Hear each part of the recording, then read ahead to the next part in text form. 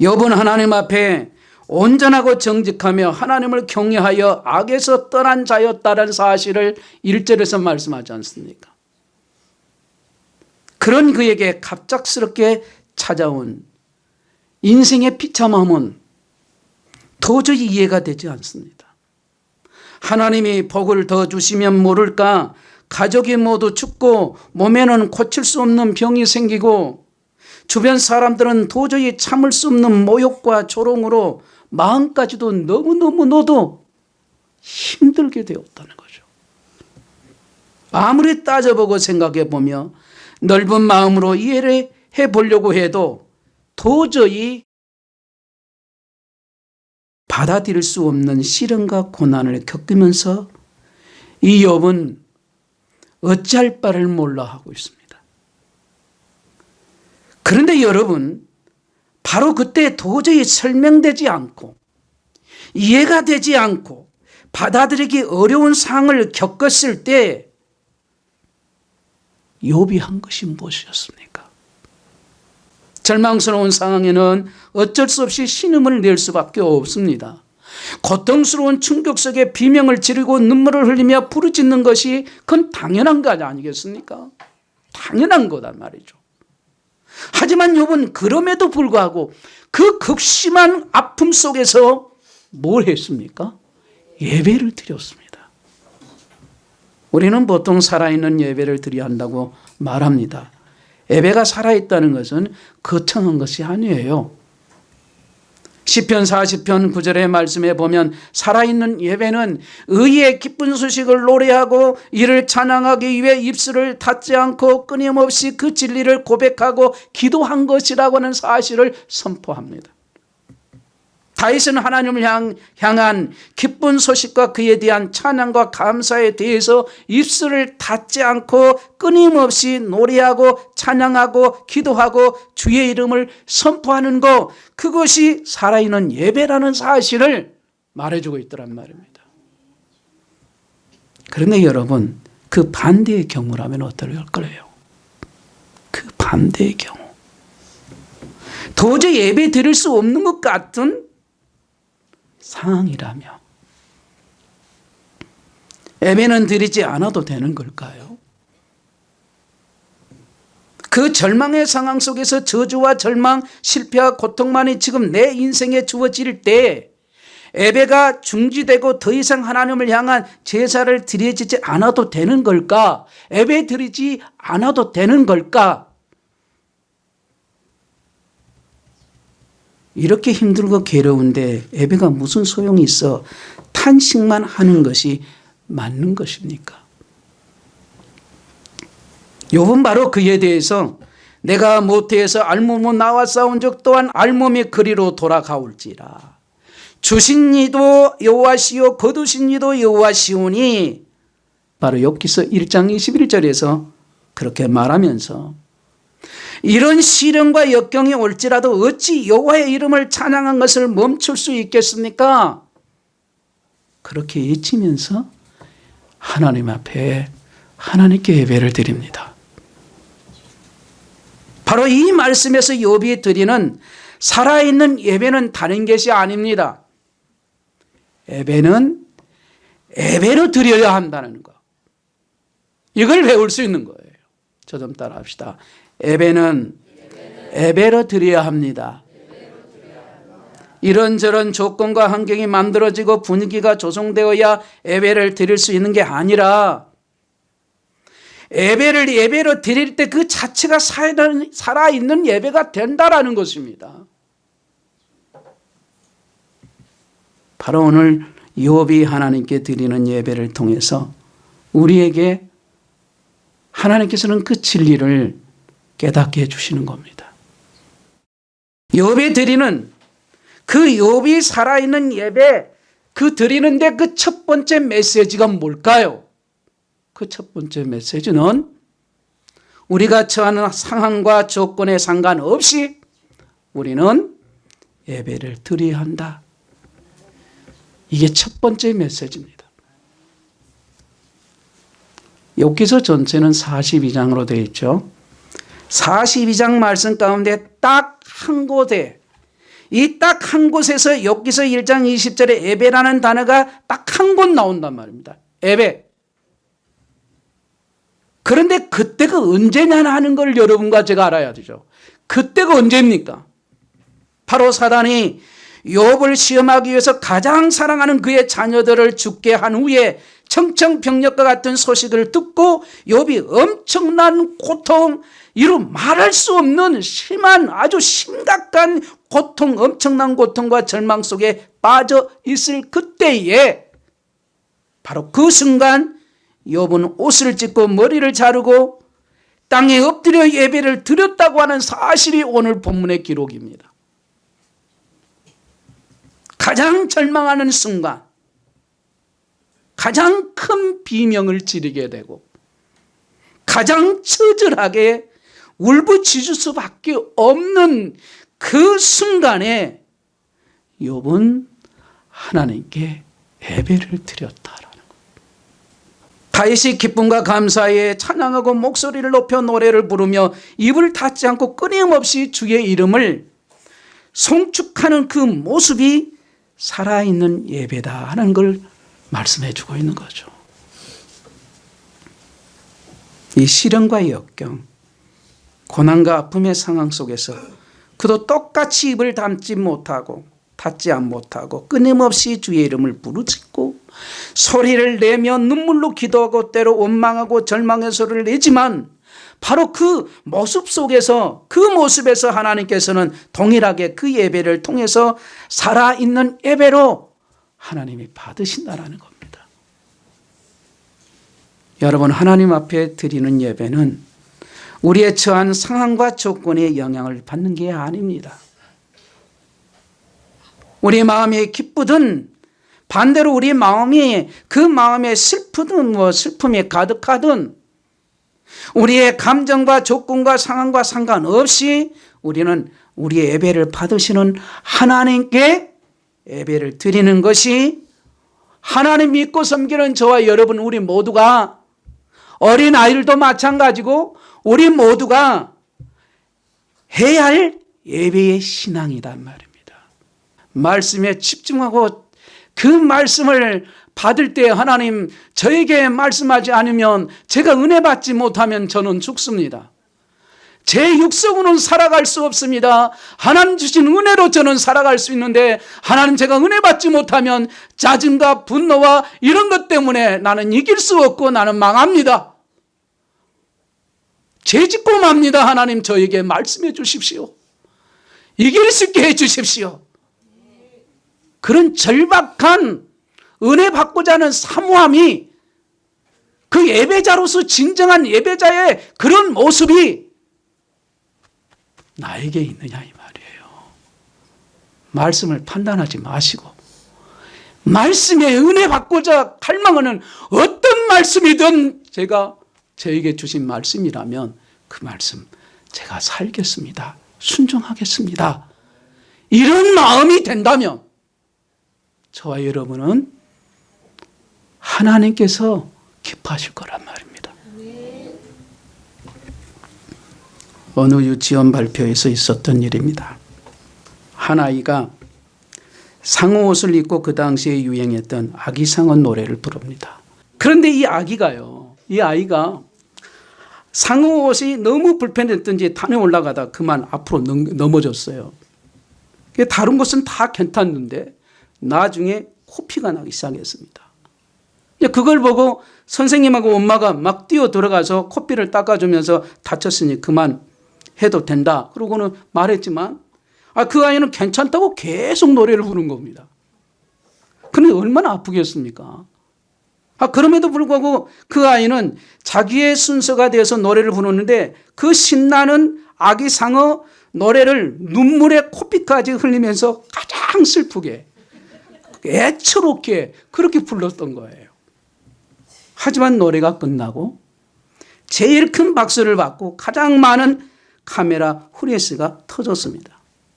여러분, 왜 부모들과 아이들이 그 아이의 노래가 더 크게 호응해주고 기뻐했을까요?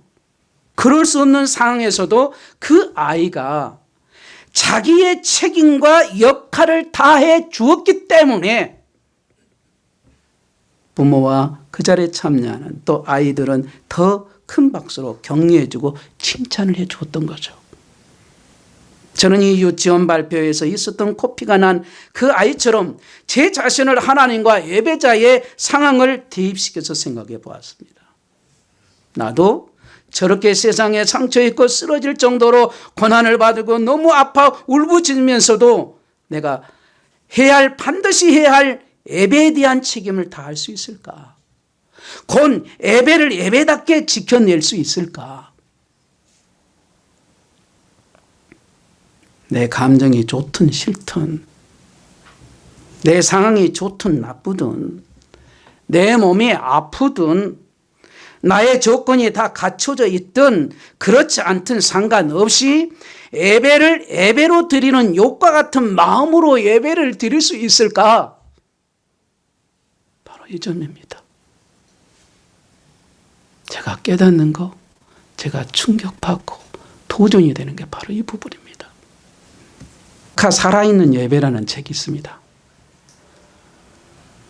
이 사카라는 말은 하나님을 경외함으로 엎드리는 자세, 즉 무릎 꿇는 것으로 오직 하나님께만 사용할 수 있도록 유대인들이 따로 떼어놓는 단어예요. 그래서 사카는 하나님을 경외함과 무릎 꿇을 수밖에 없는 인간의 연약함을 동시에 내포하는 단어인 셈이죠. 즉 사카란 무릎 꿇고 엎드려 하나님 얼굴만을 구하는 예배를 의미할 때 쓰는 단어가 사카예요.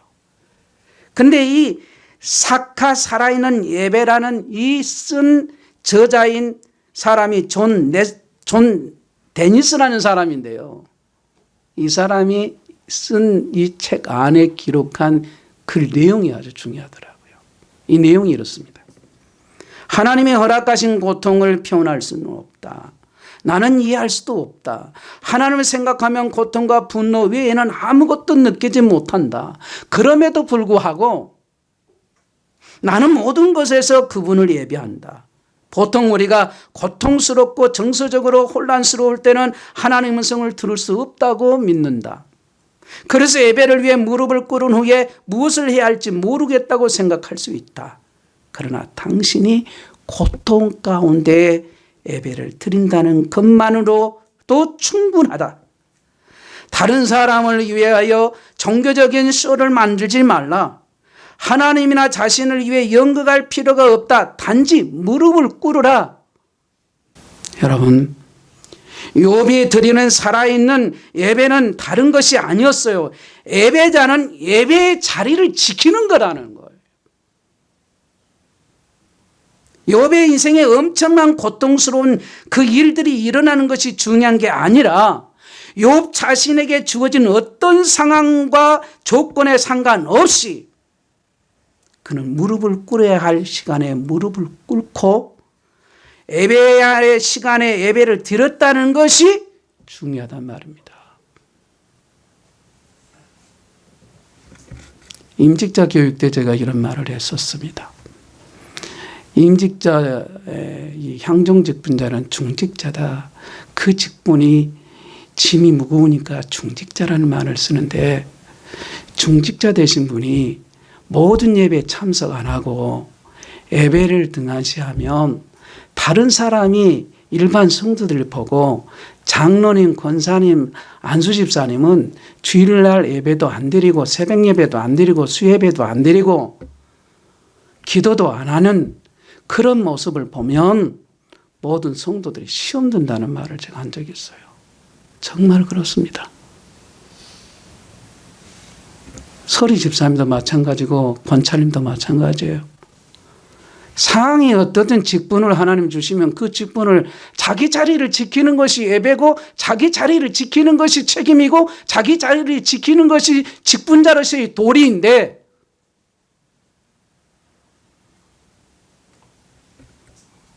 우리 교단의 헌법 안에도 거기 나와요. 예배 모범에도 나와 있습니다. 모든 성도는 예수 믿는 모든 성도의 교인으로서의 의무는 모든 예배에 참석한 것이 기본으로 다 되어 있고요. 거기에 교회의 직원이란 말은 직분자를 가리켜서 말했어요. 직분자 중에도 향종 직분자.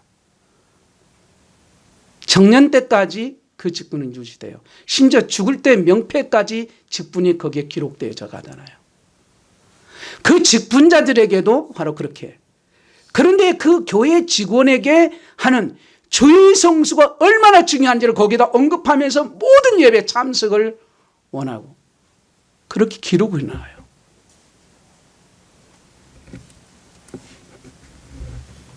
우리 자신을 살펴야 합니다. 여러분, 우리에게도 욕과 같은 상황까지는 아니더라도 우리 나름의 힘들고 어려운 일들이 얼마나 기다리고 있겠습니까? 세상 사는 것 세웅지 마라고 합니다. 좋은 일도 나쁜 일도 있을 겁니다. 하나님 믿는 그리스도인이라고 늘 좋은 일만 있겠습니까? 하지만 중요한 것은 나쁜 일을 좋은 일로 바꾸는 것이 그리스도인의 삶이 아니라 나쁜 일을 겪든 좋은 일을 경험하든 상관없이 우리는, 저도 포함돼요, 우리는 하나님을 예배하는 예배자가 되어야 한다. 그렇게 욥처럼 어떤 상황이든 예배의 자리를 지킬 때 그 울부짖는 자리에서 우리는 하나님을 만나고 성령의 음성을 듣게 되는 겁니다. 두 번째는 욥이 드리는 살아있는 예배는 우리에 관한 것도 우리를 위한 것도 아니라 오직 하나님에 관한 것이고 하나님을 위해 드리는 것임을 깨달아야 된다. 이것이 우리에게 주는 두 번째 욥이 드렸던 그 살아있는 예배의 두 번째 주시는 메시지예요.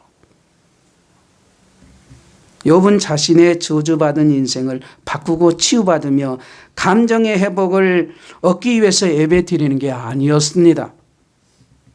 문제 해결을 위해서 고침받기 위해서 하는 예배도 아니었습니다. 오늘 본문 20절을 다음에 욥이 그렇게 하나님께 예배 드렸더니 더 복을 주시고 더 이상 저주가 없게 하셨다고 하지 않습니다. 욥기 말씀에서 나온 유일한 예배는 그 예배에서 딱 끝맺어요. 딱 끝납니다. 욥이 그 예배로 복받고 잘되며 치유받았다는 보상이나 예배의 대가, 종교적인 어떤 거래 따위가 나오질 않습니다. 그러나 여기서 중요한 것은 그럼에도 불구하고 우리는 예배드리는 자가 되어야 한다는 말입니다. 하나님, 예배드리는 자 되게 해주십시오. 하나님, 내 생명 다할 때까지 주님 부르실 그 시간까지 예배하는 자 되게 해주십시오. 이런 기도가 돼요. 이와 함께 예배는 내가 아니라 하나님을 위해 드리는 것임을 깨달으라는 말입니다. 곧 예배는 나에 관한 것, 나를 위한 것이 아니라 오직 하나님에 관해 하나님을 위해 드려지는 것임을 알려주고 있습니다. 여러분, 시계를 아시죠? 모르신 분이 없을 거예요. 시계 생각해 보십시오. 시계는 절대로 분침, 초침이 저절로 곧 스스로 돌아가지 않습니다. 누군가가 설계하고 만들어서 조립했기 때문에 그 시계가 돌아가요. 그런데 시계가 주인이 마음에 안 들어서 나 이제 더 이상 당신의 시계가 안 될래요. 그래서 시간이 안 돌아가게 할래요. 나 이제 시간 멈출래요. 이렇게 하는 시계 봤습니까? 없어요. 시계는 시계를 만든 설계자에 따라서 돌아가야 그게 진짜 시계라고 말할 수 있는 겁니다. 우리도 마찬가지예요. 우리 하나님이 나의 창조자, 나의 설계자, 내 주인이라고, 나의 왕이라고 우리는 그렇게 고백하고 인정했다면 우리는 우리의 창조 목적을 깨달아야 합니다. 여러분, 우리의 창조의 목적이 뭡니까? 우리의 창조의 목적은 예배자가 되는 겁니다. 따라서 우리는 내 목적, 내 의지에 의해서가 아니라 오직 하나님에 의해서 하나님 때문에 하나님으로 인해서 드려지는 예배자가 될 때에 참된 창조 목적을 깨닫고 살아가는 사람, 하나님의 사람이 되는 것입니다. 이에 대해서 바울은 내가 아닌 하나님을 위해 드리는 예배를 빌립보서 1장 6절 말씀에서 이렇게 말씀하죠. 너희 안에서 착한 일을 시작하신 이가 그리스도 예수의 날까지 이루신 줄을 우리는 확신하노라 고백을 하고 있지 않습니까? 시계와 시계공을 우리 인간과 하나님으로 비유해서 말씀을 드렸지만 우리 인간의 삶과 하나님과의 관계는 이보다 훨씬 더 역동적이고 살아있습니다. 예배도 마찬가지예요. 물론 우리는 하나님을 경배하고 찬양하는 존재로 창조되었고 이 땅에 보냄을 받았지만 하나님이 마치 우리를 기계나 로봇처럼 예배하는 로봇, 찬양하는 로봇으로 이 땅에 보내지 않으셨음을 저와 여러분도 기억해야 하는 것입니다. 사도 바울은 내가 아닌 하나님을 위해 예배를 드리고 오직 하나님만을 위한 경배와 찬양을 드리되 역동적으로 살아있는 예배를 위해 주님께서 우리의 예배 가운데 임재하셔서 우리를 이렇게 불러주신다고 증거하고 있어요. 여러분, 역동적이라고 말하려는 표현은 힘있고 활발하게 움직이는 믿음으로 움직여가는 거예요. 기쁨과 즐거움 속에서. 내가 드리는 이 예배를 통해 내가 내 안에 착한 일을 시작했노라. 네가 드리는 이 예배를 통해 내가 내 안에 착한 일을 시작했노라. 여러분, 내가 아닌 하나님에 관한 하나님을 위한 예배는 이제 나는 죽고 하나님이 살아나며 하나님이 나를 통해 착한 일을 하도록 내 모든 것을 내어 드리는 겁니다. 그런 예배자 되시기를 주의 이름으로 축복합니다. 아멘. 찬양 사역자 중에요, 최덕신 씨라는 분이 계시죠. 근데 이분이 내가 내 안에 착한 일을 시작했노라는 찬양을 작사 작곡을 했습니다. 그 내용이 이렇습니다. 실수하여 힘을 잃고 피곤하여 지칠 때, 자신에게 실망하여 고개가 떨궈질 때, 반복되는 잘못에 기운을 잃고 말 때, 더 이상 기도마저 드릴 자신이 없을 때, 하나님 왜 나를 이렇게 연약한 존재로 지으셔서 나를 낭만케 하시나요? 그런 다음에 가사가 너무 내가 돼요. 내가 네 안에 착한 일을 시작했노라. 또한 내가 이루리라. 너의 영혼 낭망치 말고 나를 바라라. 너를 아름답게 하리라. 너를 아름답게 하리라. 찬양을 그렇게 불러요.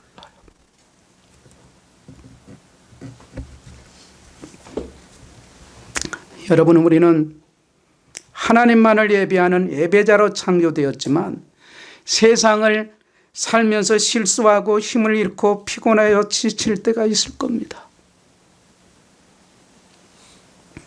나 자신에게 실망하기도 하고 반복된 실패와 좌절에 기운을 잃고 기도마저도 되지 않을 때가 있을 겁니다. 그래서 이렇게 고백하지요. 왜 하나님 나를 이렇게 연약하고 낭망하며 불쌍한 존재로 만드셨습니까? 그런데 그때마다 하나님께서 말씀하십니다. 하나님이 왜 나를 낭만케 하십니까? 라는 고백을 하라고 너를 예배 자리에 불렀고 그런 너의 영혼과 너의 삶을 통해 착한 일을 시작하기 위해 너를 이곳에 불렀다. 이 음성을 주신 겁니다. 우리에게 이렇게 힘을 주셔요.